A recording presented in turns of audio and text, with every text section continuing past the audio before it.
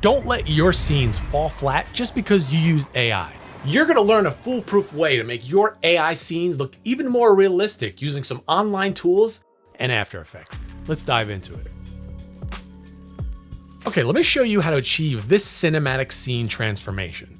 So for this video, we're gonna use Minimax for our generative video, but we'll get to that later.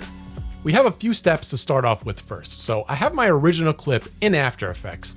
I'm gonna adjust my clip so my subject is a little more camera right, and I'll mask her out and just remove parts of the scene here that I don't need. And I'm gonna export a screenshot by going to Composition, Save Frame As, Photoshop Layers. And bringing that PSD into Photoshop, I'll select my subject and I'll invert the selection. I'll add my prompt to it and I'll hit Generate. And after going through multiple generations and some painstaking tweaking, here's what it looks like. So it may sound silly, but we're actually not gonna use this as our image. We're gonna use this as our reference image. So I'm gonna bring this into another AI tool to make it even more realistic while still maintaining the color consistency and harmony so it matches our video clip. So I could use an app like Runway, Firefly, or Artspace to generate something more realistic looking.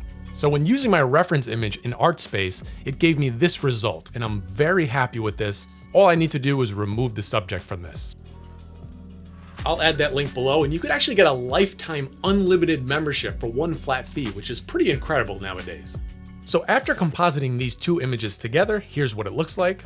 Okay, so stay with me here. Now that I have my actual scene created, I need to add some motion to this. So for this, I'm gonna use Minimax or HailUO AI. I'll drop that link below as well. You can create an account for free. So first, I'll click on the little image icon and I'll upload my final scene still image.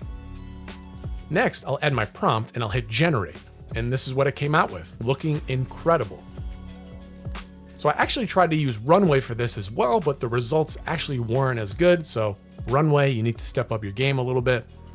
So now I'm in After Effects and I'm gonna bring my video clip into that same composition I had with my subject masked out, and I can add some feather to my subject's mask. And finally, I'm gonna use some stock video clips to add some additional elements to the scene, like some zombie creatures here and there. And I'm gonna add some final color correction to it all. And I'll add some camera shake to top it off, and here's the final result.